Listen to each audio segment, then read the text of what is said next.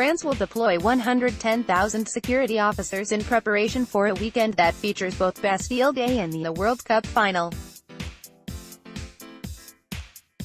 The annual Bastille Day military parade, which commemorates the July 14, 1789, storming of the Bastille fortress during the French Revolution, will take place on Saturday, followed by World Cup viewing parties across the country as the French team faces off against Croatia for Sunday's final match.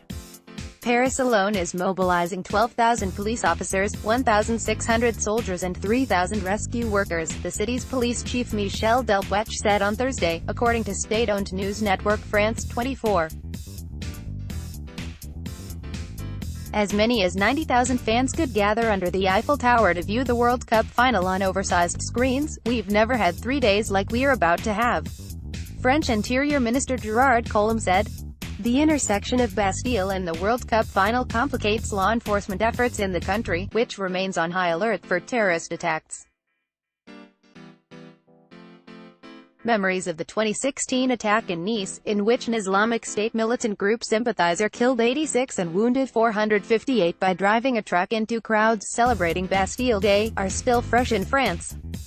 In 2015, Islamic State militants killed 130 people in attacks that struck 8 locations across Paris, including outside the Stade de France stadium. Everything is being done so the French can live these festive moments with peace of mind, despite the terrorist threat, which remains at a high level, Collomb said.